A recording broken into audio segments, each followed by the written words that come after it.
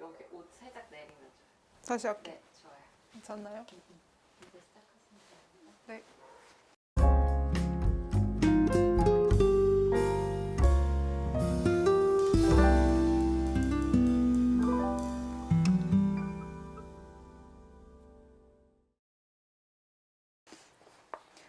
이 책에는 특히 비유, 은유적 표현들이 되게 많이 나오잖아요. 근데 네. 저는 거기에서도 조금 말하고 싶었던 게 알로에 꽃? 알로에 꽃이었어요. 네. 44쪽쯤에 있는데 예. 여태까지 인간의 역사나 저작물들로 쓰인 것들은 다 남성 저자들이었고 그거는 어떻게 보면 보편적인 인간이라기보다 여성을 타자화 혹은 대상화, 연구 주제 뭐 이런 걸로 상정해서 쓴 저작물이 굉장히 많았다고 저자는 말을 하고 있어요. 대신에 그렇다면 여성들은 남자들에 관한 책을 쓸 수 있을 것인가? 그러면은 그게 과연 가능할까 얼마 만에? 뭐 그런 대목인데 이렇게 나와요. 남성에 관해 여성이 쓴 책을 읽어야 한다면 아마도 100년에 한 번 꽃이 겨우 핀다는 그 알로에 꽃이 2번은 최소 펴야지만 가능할 것이다. 그러니까 지금 가까운 미래에는 전혀 가능하지 않을 것이다 라고 보고 있는데 이 책이 나온 게 이제 거의 100년도 더 됐으니까 아직 좀 더 가야겠네요. 200년 지나야 되니까. 한참 뭐라 응.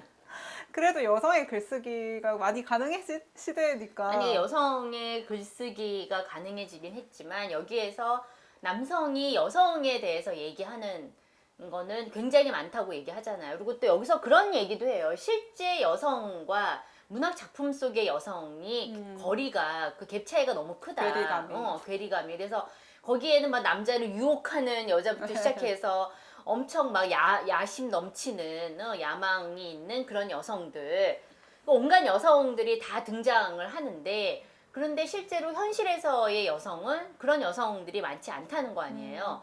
그러니까 이제 이렇게 남성들은 실제 여성부터 집안의 천사부터 시작해가지고 그렇게 이제 현실에 있을 법하지 않은 그런 다양한 여성에 이르기까지 이렇게 이러한 여성들에 대한 다양한 그런 형상화가 가능했던 것은 어떻게 보면은 이 사람들한테 여성이라고 하는 그 대상은 그 자기가 탐구해야 될 어떠한 그 존재고 마치 자연처럼 자연이라는 게 인간에 의해서 개척되고 그 다음에 질서 지워지고 그런 거 아니에요. 그러니까는 내가 알 수 없는 어떠한 것이고 그게 알의 대상이 될 수도 있는 것이고 뭔가 어떤 그 여성이라는 존재를 그러한 자연의 일부라던가 아니면은 탐구의 대상으로 그렇게 이제 늘 생각을 하는 거죠. 그렇기 때문에 이 남성에게 여성은 곧 세계인 것 같아요. 근데 많은 경우 남성 작가의 작품 속에서도 보면은 뭔가 역사적인 어떤 그런 변화라 격동의 시대 이런 거 역사적 변화에 대한 이야기를 할 때도 언제나 여성을 거쳐서 이야기를 하잖아요. 그러니까 여성과의 경험이 이 사람한테는 이 세계에 대한 경험과 곧 이제 맞닿는 경우들이 많은 것 같아요. 그래서 남성들의 경우에는 이렇게 여성이라고 하는 어떤 그런 왜냐하면 여성은 예외고 특수이기 때문에 이게 우리가 무언가를 탐구하는 것은 우리가 늘 보는 어떤 그런 늘 보던 어떤 일반적인 보편적인 그런 것이 아니라 어떤 예외와 특수 가 우리의 눈에 더 띄는 거잖아요. 더 마크트 된 거죠. 네. 유표화된 그런 존재들이기 때문에 더 눈에 띄지만 그 여성의 경우 남성에 대해서 쓰지 않는 것은 남성이 여전히 일반이고 보편이고 표준이기 때문에 그런 거죠. 그냥 그거는 기준이 움직이진 않잖아요. 기준을 중심으로 다른 게 움직이는 거지. 그러니까 남성이 여태까지는 계속해서 그 기준점으로 있어 왔기 때문에 별로 특별한 사유의 대상이 되지 않는 거예요. 근데 이제 우리가 남성성이라고 하는 것이 연구가 되던 때는 우리가 알고 있는 어떠한 정형화된 남성, 어떤 보편적이고 그다음에 그 일반적인 그런 남성에서 표준적인 남성에서 벗어난 그런 남성들이 등장했을 때 그런 남성성에 대한 연구들이 이제 뭐 가능했던 게 아닌가. 일단은 여자들이 글쓰기를 시작한 게 인간 역사상 별로 되지를 않았고 그래서 여성이 여성들에 대해서만 쓰기에도 벅차고 바쁜 시기니까 그렇겠다 싶은 생각도 드는데 선생님이 잠깐 여자는 남자들에게 자연이라고 하셨잖아요. 그래서 저도 좀 여러 작품들이 생각났어요. 갑자기 왜 18세기 낭만주의 시대 시들을 보면 자연에 네. 관한 게 되게 많잖아요. 네, 뭐 네. 폴리시나 워즈워드나 항상 5대 2로 시작하는. 오츠, 키츠 뭐 이런 사람들 되게 좋아하긴 하는데 어떻게 보면은 좀 여성인 입장에서 워즈워드의 시 중에 루시 포엠즈라는 게 있는데 루시들이 계속 나오고 계속 죽어요. 끝. 어떻게 해석을 해야 될지 모르겠더라고요, 도대체. 근데 또 워즈워드는 세계적인 시인이고 또 영문학에서도 되게 많은 연구가 되고 사랑받는 시들인데 루시 포엠을 이 남성 작가가 어떻게 왜 어떤 의미에서 썼지?는 저도 아직은 입장 정리가 안 됐다고 해야 되나?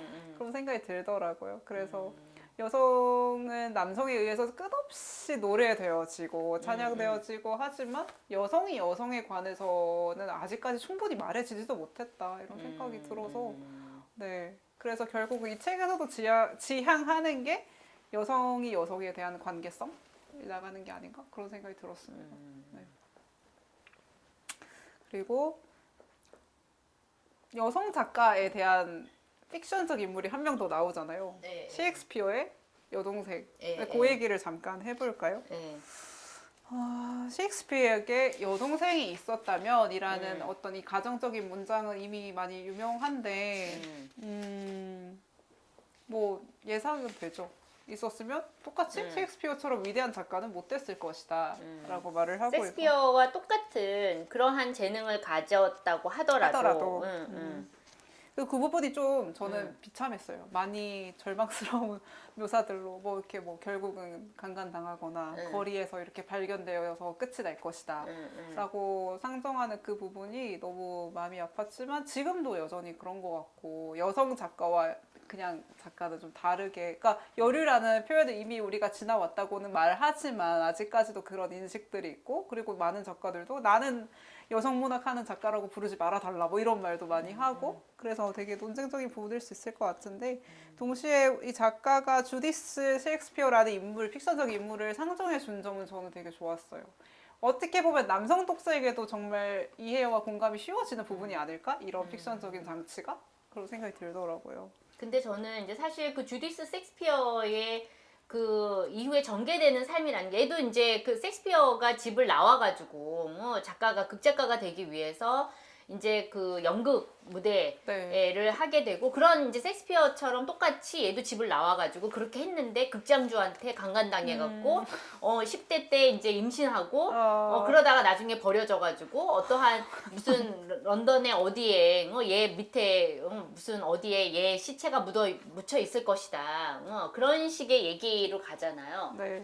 근데 사실 이런 식의 얘기가 스토리텔링이 너무 익숙해요.